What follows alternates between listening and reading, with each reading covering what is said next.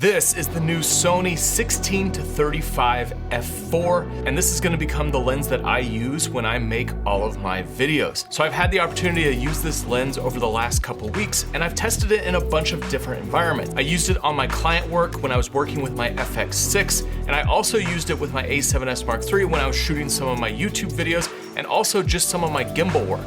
So in this video, we're gonna go through 10 things that you need to know about the Sony 16-35, and also I'm gonna just show you a ton of footage that I've shot using this lens.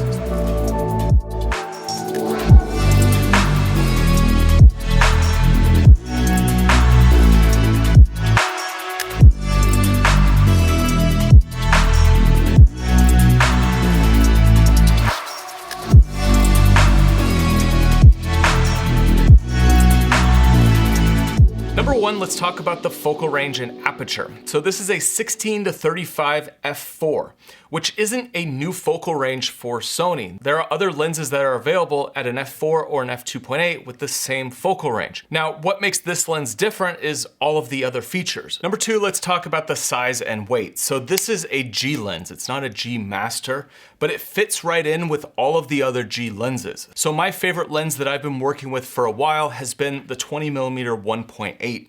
And I've noticed that when I put this lens on my camera, it's very similar in size and weight. So the 16-35 f4 weighs around 12 ounces. I weighed it on my shipping scale, which is really light for a lens that's a servo zoom. And what that allows you to do is do smooth zooms in camera. You have a zoom ring like any other lens, but you also have a servo zoom on the side of this lens. So that gives you a lot more flexibility when you're using this as a video creator. So if you're filming a scene and you want to slowly punch in or slowly zoom out, you can do it in camera and feather it using the zoom on the side of the lens, and it looks natural. You're not going to have any jerky motions of trying to rotate the ring with your fingers. Now, I don't know if it's a true parfocal lens, but I have noticed that the focus arc doesn't change when you're zooming in or zooming out. So the only other servos in Sony's lineup that have these same capabilities are much bigger. I actually have the 28-135, which is my go-to lens for client work. And that lens is big, like it looks so much bigger than this. And there's a 16-35 that has the same servo capabilities.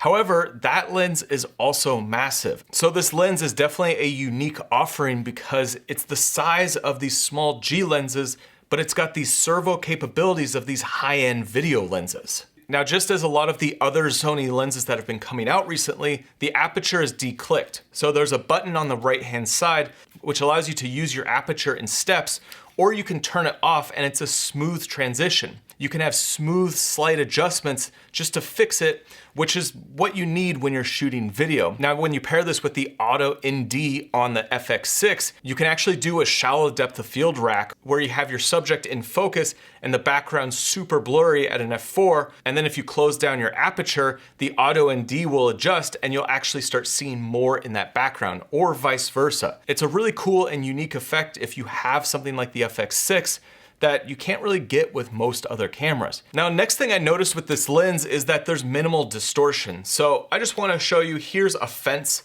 and you can look on the edges, and the edges don't seem super warped at 16mm.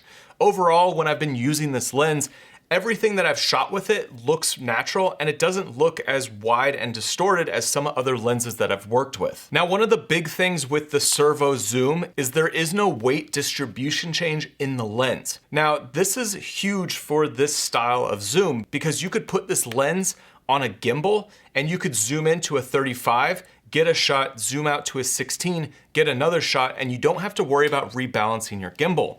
On other lenses, the elements change in a way where it's gonna throw off your balance, but the way that Sony has engineered this lens, there's no shift in the center of balance. So this lens is always gonna be balanced at whatever focal length you put it at. Now, the filter thread on this lens is a 72mm. And so most of the footage that you've been seeing, I've been using a variable ND filter so that I could shoot at an f4 when I'm filming outside and still be able to throw the background out of focus. Now, the only downside to having this f4 is that it is going to be harder to use in low light. And so a solution to that is obviously the A7S Mark III can shoot in super low light conditions, but also, the lens is so small, you can carry around extra lenses with you And it's not gonna be that big a deal to carry a couple of faster primes if you do need them for low light situations. Now with some of Sony's newer cameras, you're not gonna see any focus breathing. So there's a feature in some of these cameras that allow you to remove all focus breathing. Now, if you are someone who's using something like the FX6 or the FX3,